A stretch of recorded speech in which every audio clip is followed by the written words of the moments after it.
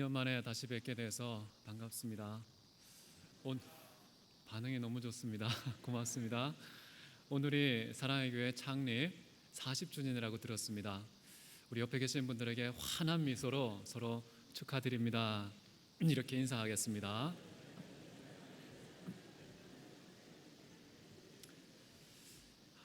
이 40이라는 수는 고뇌와 수고의 끝을 가리키는 말 같습니다. 이제 많은 훈련과 연단 그 끝자락에 서서 약속의 땅 그 문턱으로 들어가는 시점이 어쩌면 40 아닐까 싶습니다. 하나님께서 이제 들어가라고 명령하시는 것 같습니다. 여러분, 약속의 땅에 들어가십시오. 이제는 그 수고에 대해서 주어지는 그 보상의 때입니다. 은혜를 누리고 하나님의 영광을 마음껏 기뻐하고 누리는 그런 약속의 땅으로 진입하는 저와 여러분 되시기를 바랍니다. 저는 이 40주년 과연 옥 목사님이 여기 계셨다면 누구에게 축사를 부탁하셨을까?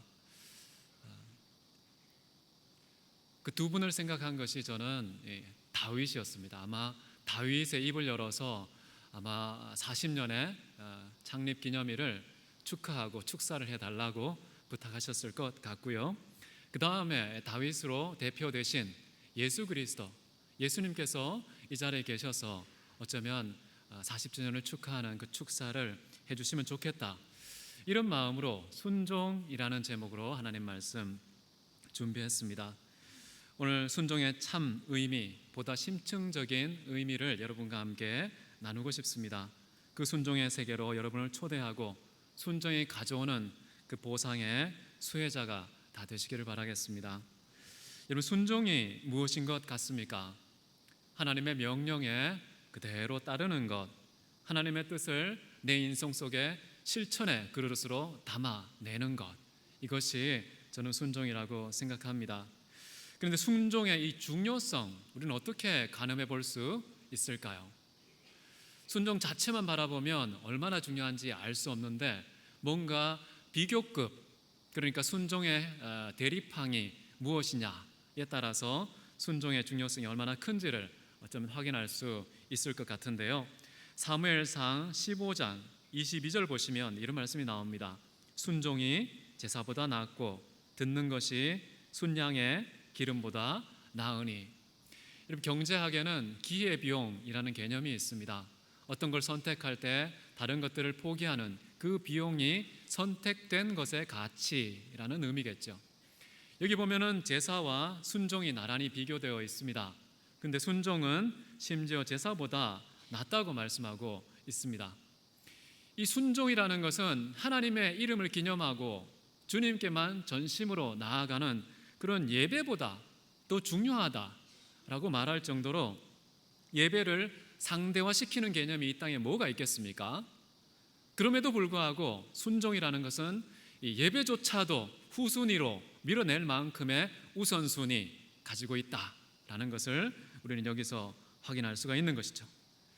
예배보다라는 말 자체가 도대체 순종의 가치를 어디까지 높이려고 하시는지 도무지 알 수 없을 정도로 순종은 굉장히 중요한 것이다 라는 것을 확인할 수가 있습니다. 여러분, 저는 이렇게 생각합니다. 예배라는 것은 순종의 형식이고 순종은 예배의 내용이다. 이 형식과 내용이 맞물려서 함께 돌아갈 때에 진정으로 하나님께 드려지는 예배가 된다고 생각합니다. 지금 이렇게 특정한 시간, 특정한 공간에 모여서 하나님을 기념하는 이 예배, 이것은 고백적인 성격이 강합니다. 다른 말로는 형식적인 예배라고 하는 것이죠. 그런데 이 형식적인 예배의 내용을 채우는 것은 과연 무엇일까요? 이것은 특정한 시간이 아니라 범사에, 예배당이 아니라 삶의 모든 현장에, 그곳에서 이루어지는 삶의 실천이 진정한 예배의 내용이 될 것입니다. 이런 예배의 형식과 틀이라는 이 그릇 속에 담고자 하는 예배의 내용은 여러분 각자가 삶의 현장에서 준비하시는 것입니다. 그 준비된 것을 주일이라는 그 시간대에 와서 하나님께 드리는 게 형식적인 예배요, 고백적인 그런 예배라고 볼 수가 있겠죠. 그런데 사무엘은 고백적인 형식적인 예배보다 삶 속에서 몸으로 실천하는 실천적인 예배가 훨씬 더 중요하다. 그래서 순종이 제사보다 낫고라는 판단을 우리에게 내려주는 것 같습니다. 여러분, 사울이 순종의 중요성을 가르쳐주는 가장 중요한 역사적인 인물이라고 저는 생각하는데요.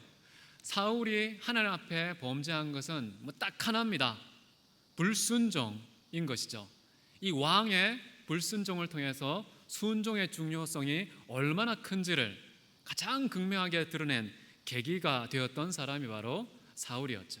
이 사울이 불순종하자 사무엘이 그 불순종을 평가할 때 순종이 제사보다 낫다라는 말씀을 했기 때문입니다. 자, 이 사울은 결국에 하나님께 불순종하고 폐위를 당합니다. 그 폐위된 그 왕의 빈자리, 누가 계승자가 될 수 있을까요?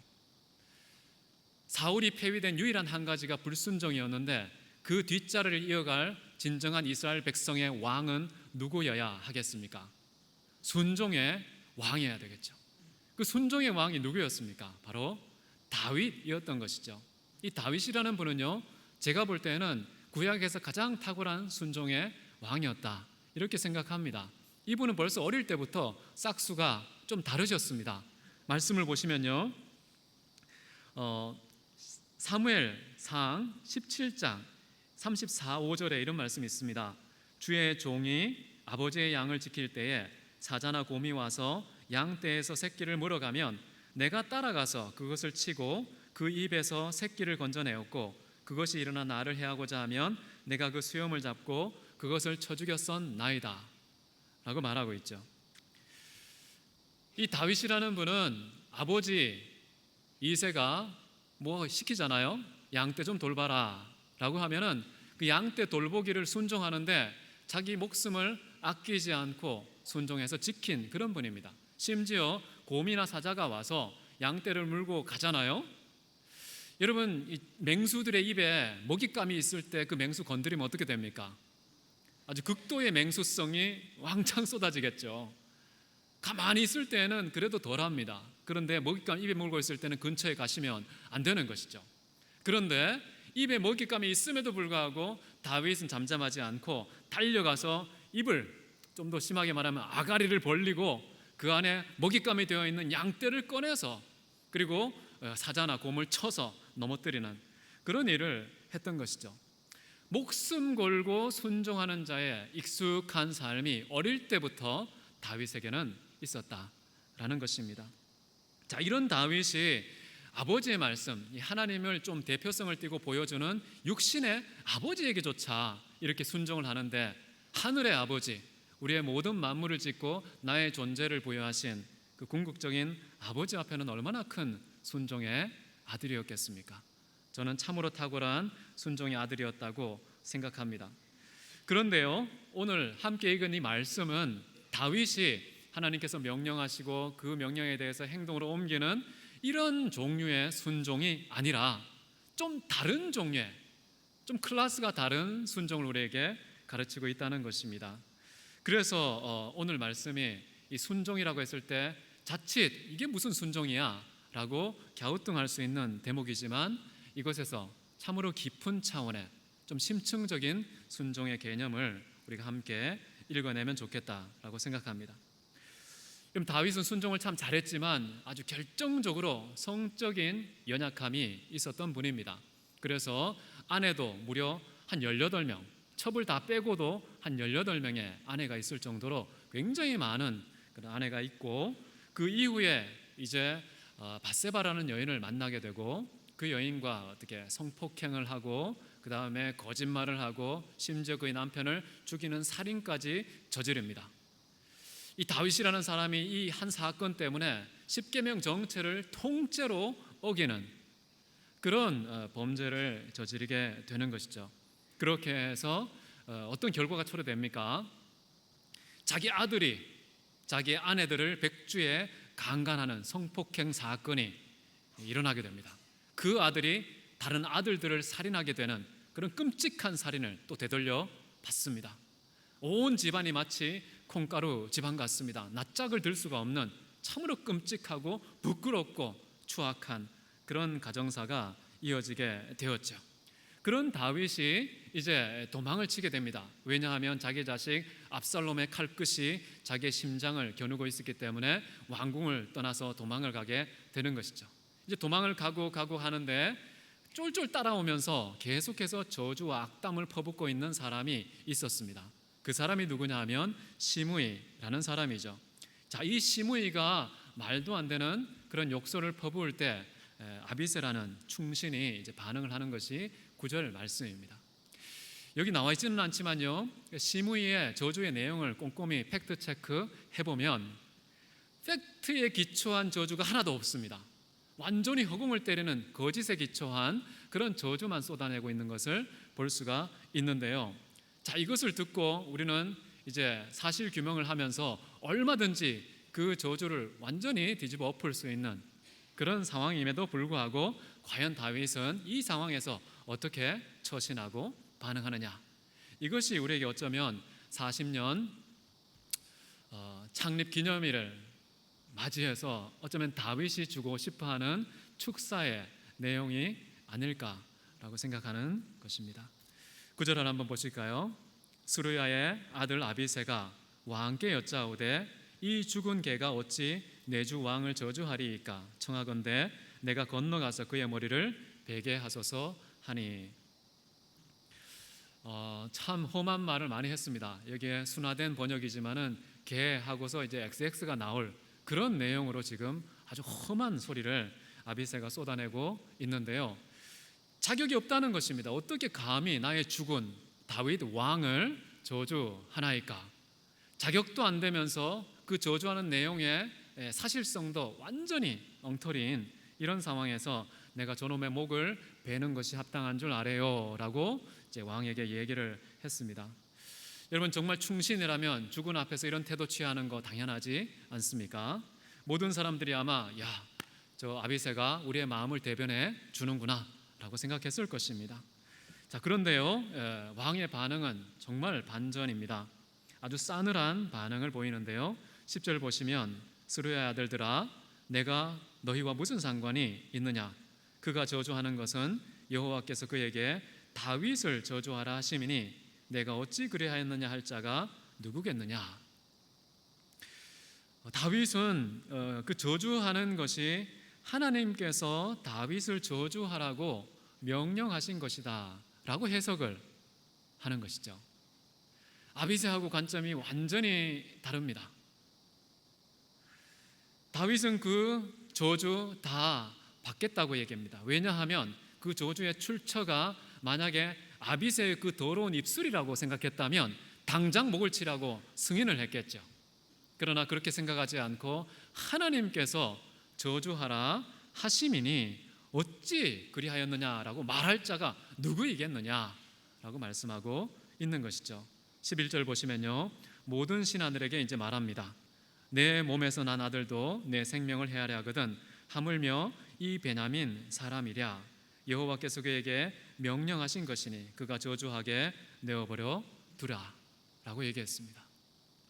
모든 신하들에게 아비새를 비롯해서 이제 명령을 내리시기를 하나님께서 저주하라고 명령하신 거니까 아무도 말리지 말라.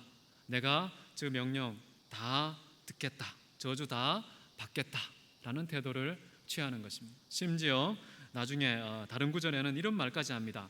너희가 무슨 상관이 있기에 너희가 오늘 나의 원수가 되느냐. 충신들에게 해서는 안 되는 말이기도 한데 그런 말을 했습니다. 충신들이 평생 목숨 걸고 함께 피를 섞었던 이 전우와 같은 충신들이 사기가 뚝 떨어지는 그런 불쾌한 말이 아닐 수가 없습니다.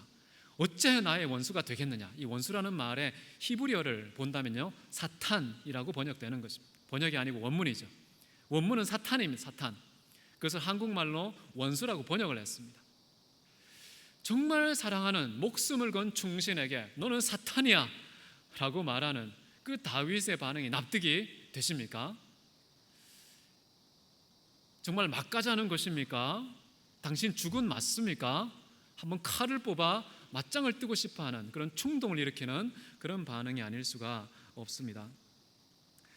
그러나 다윗은요, 눈앞에 있는 시므이의 저 더러운 입술에서 나온 그런 인간의 저주를 주목하지 않고 그 배후에 하나님께서 저렇게 명령하셔서 나에게 저주하게 하신 것이니까 하나님의 음성에, 하나님의 명령에 귀를 기울이고 있는 태도를 보인다는 것입니다.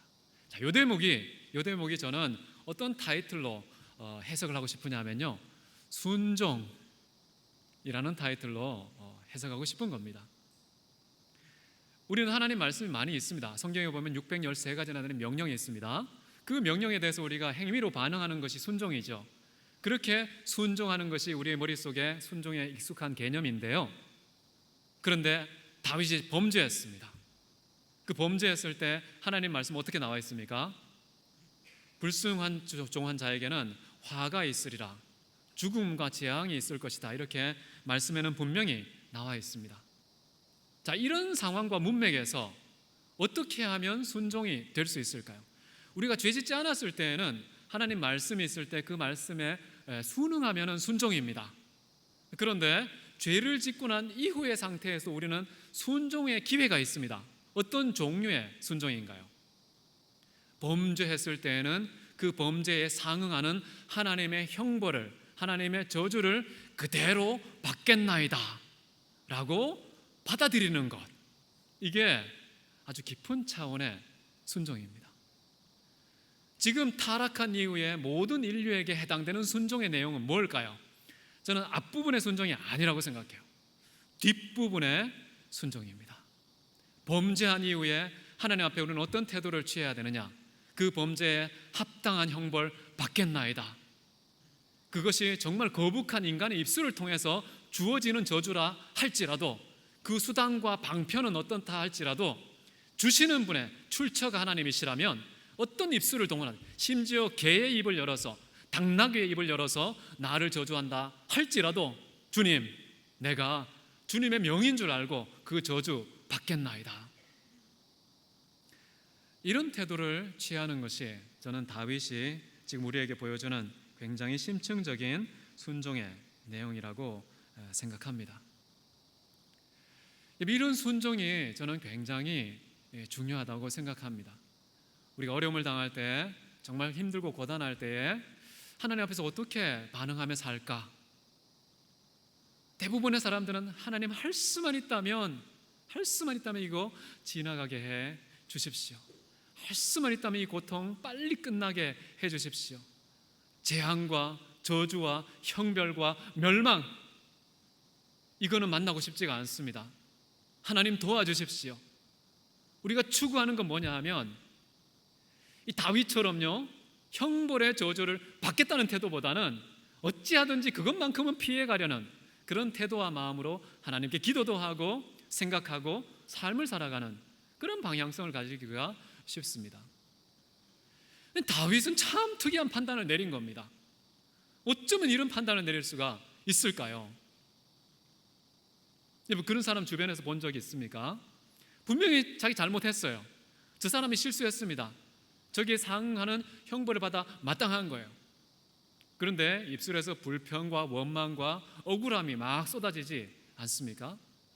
내가 잘못한 거야. 그렇기 때문에 이것에 대한 대가 내가 다 받아 마땅해. 하나님, 저를 저주하십시오. 저를 벌하십시오. 받겠나이다. 그러나 그 형벌과 저주와 진노 중에라도 긍휼을 잊지 마옵소서. 이런 방식으로 기도하는 사람이 얼마나 되던가요? 그런 방식으로 내 삶의 현실을 해석하는 사람 얼마나 되던가요? 여러분, 순종이라는 것은 굉장히 중요합니다. 인류의 역사에 죄악의 역사가 첫 페이지가 기록될 때 그 순간에 계기를 제공한 것이 무엇이었습니까? 아담과 하와가 하나님 앞에 불순종한 것입니다. 아담과 하와가 불순종한 것이요, 인류의 문제의 시작이었습니다. 그럼 이 인류의 문제를 해결하는 유일한 방법은 무엇일까요? 순종인 것입니다. 순종. 하나님께서 택한 백성 그 아브라함을 불렀을 때 아브라함이 불순종했죠. 그 어떤 종류의 불순종이었습니까? 짐승을 잡아서 언약을 체결하는 그 순간에 다른 모든 짐승은 다 잡아서 쪼갰는데요, 새, 집비둘기, 산비둘기, 이 새는 쪼개지 않는 불순종, 굉장히 사소하고 조그마한 불순종이었습니다. 근데 이 불순종의 대가는 무엇이었습니까? 400년간 애굽에서 모든 후손들이 종노릇하게 될 것이다. 아브라함은 택함받은 하나님의 백성의 대표성을 띠고 있는 분입니다. 근데 이분이 다른 모든 것을 다 순종하다가 딱 하나 조그마한 거, 티도 안 나는 거, 그 조그마한 새 쪼개지 아니한 그 불순종 때문에 수백 년간 고통을 당하는 그런 일들이 이스라엘 백성에게 선택하는 그 순간에 일어났습니다. 결국 400년 동안 죽도록 고생하죠. 그런 다음에 하나님께서 당신의 백성을 끄집어내어서 출애굽을 시키죠. 출애굽 시켜서 이제 40년 동안 광야의 생활을 합니다. 이 광야의 생활을 하면서 이스라엘 백성들의 참된 정체성을 부여하기 위해서 하나님께서 행하시는 일은 무엇일까요? 이 400년 동안에 이 400년치의 일종의 거지 근성, 노예 근성, 종의 근성을 털어내고 진정한 독립국가, 참된 자유의 백성이 되기 위한 그 정체성을 확보하는 유일한 방법은 뭐냐 하면요, 하나님의 말씀에 순종하느냐 아니하느냐, 이것이 이스라엘 백성의 정체성을 규명하는 가장 중요한 단서였던 것입니다. 하나님께 순종하지 않는 모든 사람들은 여전히 애굽의 종노릇, 노예 근성, 죄의 노예 아래에 있다는 것이죠. 그래서 이스라엘 백성들이 출애굽한 직후에 40년 동안 했던 것은 무엇입니까? 이것이 신명기 8장 2절에 잘 나와 있습니다. 제가 아까 말씀이 좀 지나갔는데요, 다시 한번 말씀을 보여주시면 좋겠습니다. 신명기 8장 2절인데요, 우리 같이 한번 한 목소리를 읽겠습니다. 시작.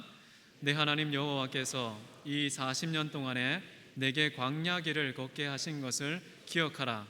이는 너를 낮추시며 너를 시험하사 내 마음이 어떠한지 그 명령을 지키는지 지키지 않는지 알려 하심이라. 이 40년의 기간 동안 하나님께서 원하셨던 목적은 무엇이었을까요? 딱 하나밖에 없었던 것입니다. 하나님 말씀을 지키는지 지키지 아니하는지 순종의 여부를 테스트하는 것. 진정한 하나님의 백성은 순종의 백성이라는 사실을 이 출애굽하자마자, 독립된 국가를 이루자마자 40년간 내내 훈련받은 내용 딱 한 가지, 순종의 여부였던 것이죠. 드디어 이제 왕정국가가 되고 또 초대 왕 태조 사울이 폐위되는 것이 또 불순종 때문이었고, 아까 말씀드린 것처럼 이 폐위된 이 국가를 회복시키는 방법은 순종의 왕을 세우는 것이었습니다. 사도 다윗은 진정한 순종의 왕이었는데 단순히 하나님 말씀을 지켜 행하는 순종만이 아니라 자기가 범죄했을 때 그 범죄에 해당하는 형벌과 저주와 재앙과 멸망까지 있는 그대로 받아들이는 이런 순종의 모습을 보여주었다라는 것입니다. 이게 지금 인류의 역사, 기독교의 역사 속에 흘러가고 있는 순종의 줄기라는 것입니다. 자, 중요한 것은 뭐냐 하면요, 이 다윗이라는 것은 순종의 끝판왕이 아니라는 것입니다. 진정한 순종의 왕은 누구일까요? 다윗을 통해 예표된 예수 그리스도가 진정한 순종의 왕이라는 것이죠. 근데 예수님도 순종이 두 가지 종류가 있습니다. 하나는 뭘까요? 아버지께서 명령하신 모든 명령을 다 준행하는 것, 성경 전체의 모든 계명과 율법을 완벽하게 이루는 것, 이게 우리가 일반적으로 생각하는 순종의 내용입니다. 근데 예수님은요, 실패함이 없이 완벽하게 율법을 완성하시고 성취하시고 마침표가 되셨습니다. 근데 또 하나의 순종이 있습니다. 다윗이 이 사건 속에서 보여줬던 두 번째 종류의 순종을 예수님께서 보여주십니다. 어떤 종류의 순종이죠?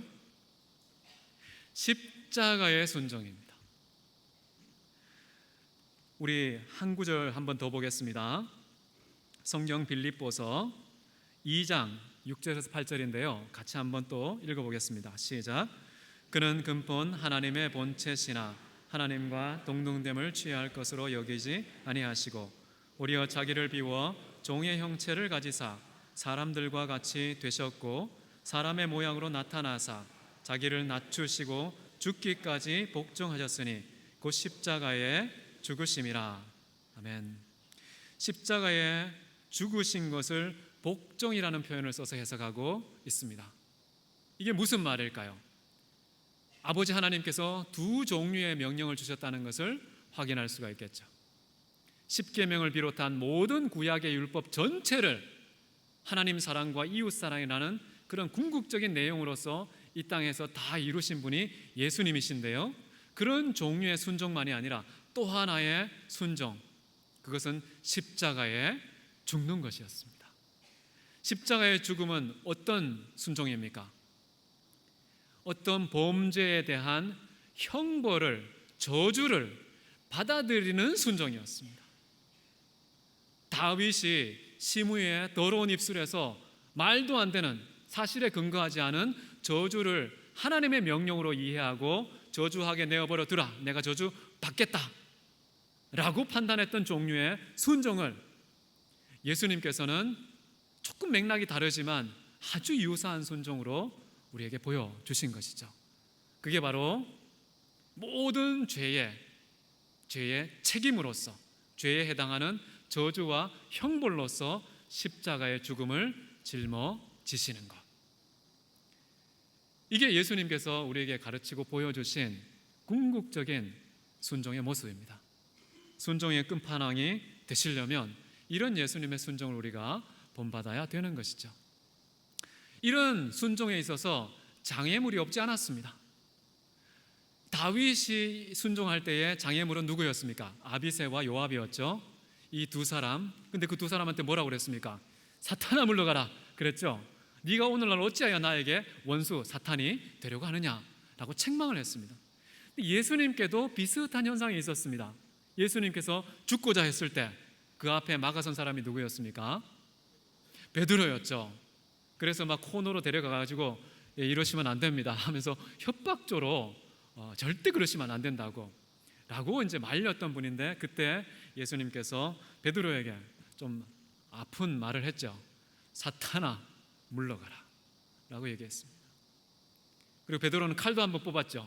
말고의 길을 자르서 이 무력으로 저항하려고도 했는데요, 예수님께서 뭐라고 말씀하셨습니까? 다시 칼을 꽂으라고 하시고 그가 저지른 일에 대해서 수습도 다 해주시고 그러면서 하시는 말씀이 무엇입니까? 칼로 일어선 자는 칼로 망한다. 이게 아주 중요한 말이기도 하고 우리 삶 전체를 관통하는 하나님의 섭리의 법칙이기도 합니다. 칼로 일어선 자는 하나님은 반드시요 칼로 망하게 하신다는 겁니다. 자, 베드로와 아비새 그리고 사탄아 물러가라, 이런 문맥 속에서 다윗은 저주를 받는 순종을 하셨고요, 예수님께서는 저주를 받는 순종을 하셨습니다. 자, 이 두 분이 오늘 제가 모신 40주년 기념일의 축사 담당자들이십니다. 내용이 좀 시원치 않죠? 뭐 저런 종류의 축사를 다 하나 싶은데요, 한번 우리 다윗의 축사와 이 예수님의 축사를 좀 비교를 한번 해볼까요? 순종의 겉모양은 어떻습니까? 똑같습니다. 그런데 순종의 동기는 어떻습니까? 좀 다르죠. 다윗은 지가 잘못해서 수습하는 그런 저주를 받는 순종을 한 거예요. 그렇지 않습니까? 살인죄 저지르고 간음죄 저지르고 거짓말하고 하나님을 능멸한 그런 종류에 대해서 마땅한 형벌을 받는 그런 저주의 순종이었다면, 예수님은 어떻습니까? 예수님께서 그 원인을 제공하신 범죄의 원흉이십니까? 아니죠. 예수님은 자기 죄를 책임지는 저주의 순종을 하신 게 아니라요, 세상 죄를 짊어지시고 너와 나, 우리라고 하는 하나님의 백성들의 그 죄를 짊어지시고 내가 저주 받겠나이다, 그런 차원에서 예수님은 순종을 하셨다는 것입니다. 그래서 저는 이 두 분을 나란히 두고 볼 때요, 우리가 때때로 어려움과 환난을 당할 때가 있습니다. 참 큰 고통과 슬픔과 아픔을 당할 때가 있는데요. 이 두 분을 찬찬히 한번 관찰해 보십시오. 나는 어떤 대열에 서 있는지, 혹시 내가 잘못하고 내가 나쁜 소리하고 내가 거짓되고 내가 폭력적인 그 원인을 제공한 결과로서 나에게 저주와 형벌과 멸망이 다가오고 있지는 않은지, 또 그런 것에 대한 나의 태도는 어떠한지. 혹시 우리가 잘못했거든요, 다윗한테 가서 조언을 받으십시오. 주님, 달게 받겠습니다. 제가 이 땅에 목숨을 내어놓은들 하나님 앞에 범죄한 이 죄의 대가가 될 수 있겠습니까? 하나님 앞에 저주 다 받고 형벌 다 받고 하나님 그래도 부족할지언정 주님 그럼에도 불구하고 긍휼을 잊지 마옵소서. 자, 이런 문맥으로 우리의 삶을 해석하고 초신하면 참 좋겠다고 생각합니다. 자, 이런 것이 대부분이에요. 그렇지 않습니까? 다윗의 저주, 그 저주에 대한 다윗의 순종이 우리의 일반적인 삶의 내용입니다. 근데 가끔 가다가 이렇지 않은 예수님의 종류가 우리에게 닥치는 경우가 있죠. 내가 잘못을 하지 않았는데, 내가 어떤 문제나 원인을 제공하지 않았음에도 불구하고 내게 닥친 피해, 내게 닥친 저주, 재앙, 이거 어떻게 해석하면 좋을까요? 그때는 예수님을 찾아가시면 되겠습니다. 예수님 힘들지 않으셨어요? 예수님께서 귀띔해 주실 겁니다. 네가 정말 나를 따라오는 제자구나. 나를 따라오는 제자구나. 내가 잘못하지도 않았는데, 내가 거짓말, 살인, 폭력 그 어떤 원인도 제공하지 않았는데 그 잘못에 대한 저주와 형벌을 내가 받게 되었구나. 그때는 마치 예수님께서 이 땅에 사시던 것처럼 우리가 살아갈 수 있는, 예수님을 바짝 다가가서 마치 예수님이 내 안에 사시는 것처럼 살아가는 때가 아닌가 싶습니다. 제가 왜 이 이야기를 오늘 40주년의 축사로 전달해 드리는지 아마 대부분 감을 잡으셨을 것 같습니다. 여러분, 최근에 아주 법정의 승소를 통해 아주 큰 쾌거를 거두신 것 같습니다.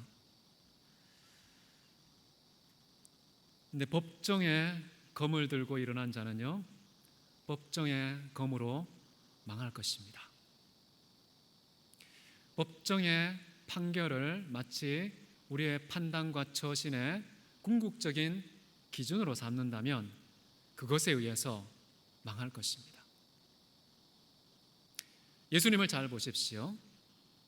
예수님을 고소한 사람이 얼마나 많았습니까? 틈만 나면 고소할 틈을 얻으려고 했습니다. 수많은 사람들이 어떻게 하면 저를 고발하여서 완전히 감옥에, 아니 처형을 시킬까? 그래서 결국 처형을 하도록 했지만은 어쨌든 고소가 많이 들어왔습니다. 그래서 예수님은 세상의 법정에 서셨죠.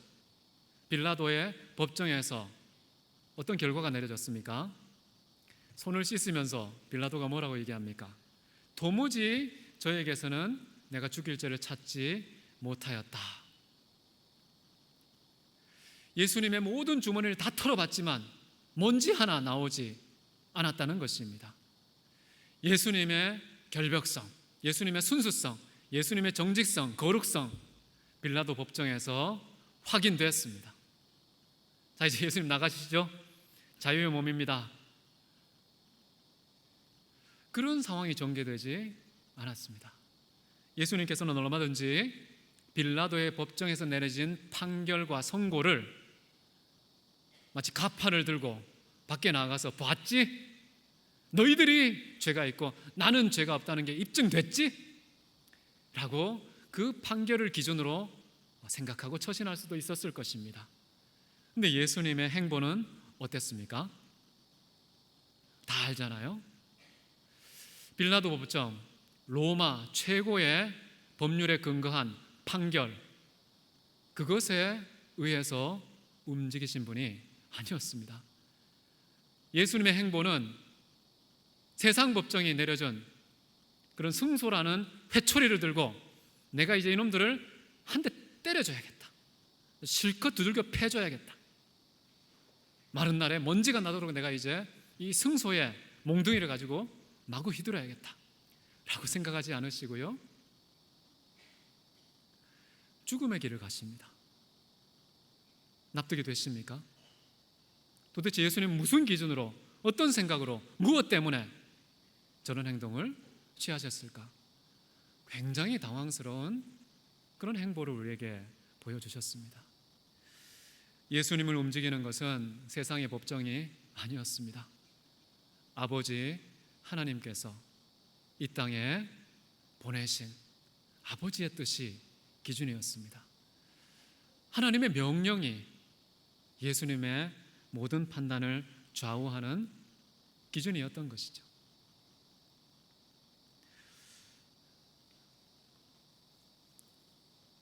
제가 여러분의 수고와 땀, 하나님께서 일하신 것 부인하는 것 아닙니다.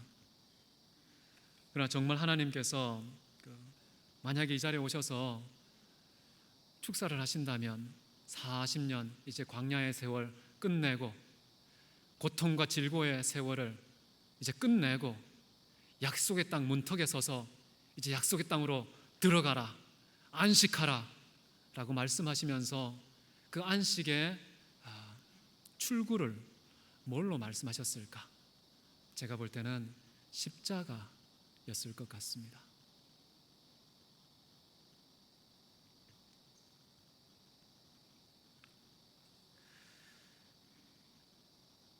예수님께서 우리에게 보여주신 순종의 모습, 제가 감히 이 상황을 다 알지는 못하지만요, 우리에게 주신 말씀이 아닐까라고 믿습니다.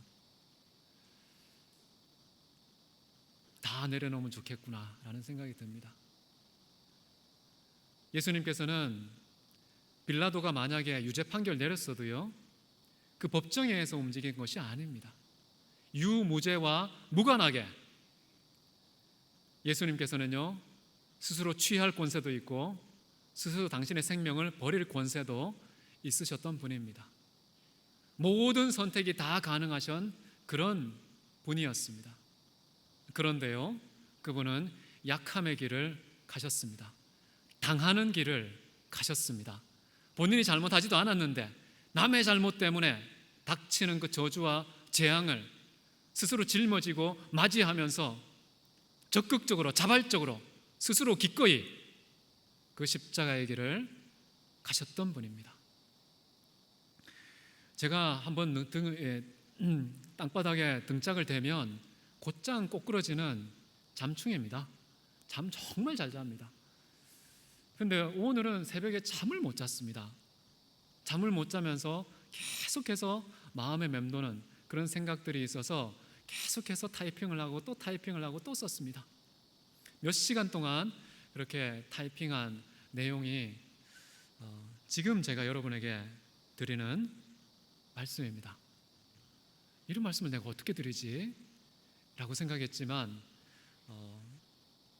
그것이 오늘 40주년을 기념하는 참으로 귀한 마당 기도의 자리에서 하나님이 주시는 어쩌면 보상이 아닐까? 전혀 보상과 어울리지 않는 내용일 수 있겠지만 그동안 땀 흘리고 수고한 모든 역경의 세월에 대해 하나님께서 베푸시는 안식의 보상은 십자가가 아닐까? 내가 왜 남의 죄 때문에 형벌을 받아야 돼? 내가 왜 손해를 봐야 돼? 내가 왜 저주의 희생자가 되어야 돼? 라고 판단하는 그 지점에서 예수님께서 우리에게 속삭이는 내용은 이런 것입니다. 내가 그 길을 걸어갔어.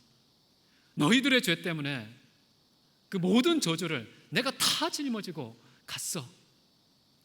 누구든지 나를 따라오거든 이 십자가를 지고 나를 따르라 라고 말씀하시는 예수님, 그 예수님께서 저는 이 자리에서 여러분에게 축복과 보상의 음성으로 주시는 내용이 아닌가 싶습니다. 이 시간 다 같이 기도하도록 하겠습니다. 기도하실 때 한 목소리로 한번 같이 통성으로 기도하면 좋겠는데요. 하나님, 정말 하나님의 사랑과 은혜, 원수였을 때, 죄인이었을 때, 그때의 독생자를 아끼지 않고 우리에게 내어주사 형벌과 저주를 대신 다 받게 하심으로 우리를 사랑하신 하나님 앞에 우리는 어떻게 살아가야 하는지요? 우리의 무죄성이 입증되고 우리의 정직성이, 진정성이 입증이 되고 세상 법정도 우리의 편을 들고 손을 들어줬을 때 하나님, 우리는 어떤 태도와 판단을 내려야 하는지요? 우리 발걸음의 방향은 어디인지요? 하나님 말씀해 주시고 깨우쳐 주시고 같은 뜻과 마음과 생각을 가지고 온 공동체가 하나님이 제시한 이정표를 따라 발걸음을 옮기는 축복을 주옵소서. 우리 다 같이 한 목소리로 짧게 기도하도록 하겠습니다. 사랑이 많으신 하나님 아버지, 감사를 드립니다. 주님이 귀한 시간에 순종에 대해서 생각했습니다. 아버지, 하나님 앞에 순종자가 되기 원합니다. 예수님의 순종을 본받기 원합니다. 전능하신 우리 아버지 하나님께서 이 땅에 보내셔서 우리의 모든 죄와 저주를 다 짊어지고 십자가의 죽음을 마다하지 않고 오르신 하나님 아버지의 그 큰 사랑, 주님 가슴에 품고 주께 나아갈 수 있기를 원합니다. 아버지 하나님, 도우시고 인도해 주옵소서. 살아계신 우리 주님께서 함께 하셔서 우리 안에 소원을 이루어 주옵소서. 아버지의 뜻이 나의 뜻이 되고 아버지 하나님의 마음이 우리의 마음이 되어서 원수로 할지라도 축복하고 기도하고 사랑할 수 있는 그런 마음 허락하여 주옵소서. 존귀하신 아버지, 불쌍하여 주옵소서.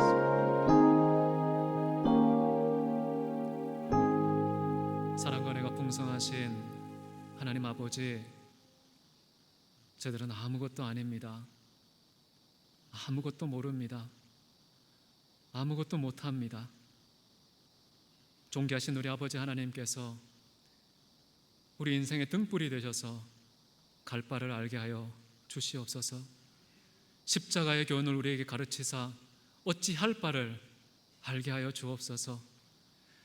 이 세상의 기준을 따라 사는 자가 아니라 이 세상을 판단하고 천사라도 우리에게 판단을 받겠다고 한 사도 바울의 고백처럼 천사의 질서도 이 땅의 법칙도 우리를 주관하지 못하는 하나님의 뜻이 우리의 길이요 진리요 생명이 되기 원합니다. 주여, 저희 마음과 생각 온전히 하나로 묶어 주시옵소서. 그 십자가의 길을 판단했을 때에 이 한국 기독교 역사에서, 아니 세계의 기독교 역사에서 참으로 기념이 될 만한 예수 그리스도의 십자가 마치 재현되는 듯한 그런 십자가의 축복이 우리 가운데 있기를 간절히 소원합니다. 아버지, 도우시옵소서. 무엇이 역사에 가장 큰 유익을 끼치는 것인지, 하나님 나라의 가장 큰 유익은 무엇인지, 눈앞에 닥친 그런 이익 때문에 판단력이 흔들리지 않도록 도와주시고, 거룩한 아버지 하나님의 뜻이 이루어진다면 내 생명도 아끼지 않고 내어주는 판단력이 우리 가운데 있게 하여 주옵소서. 주께서 함께 하시고 우리의 머리 되시고 주인 되셔서 친히 앞서 이끌어 나아가실 것을 믿고 감사드리며 살아계신 예수 그리스도 이름으로 기도했습니다. 아멘.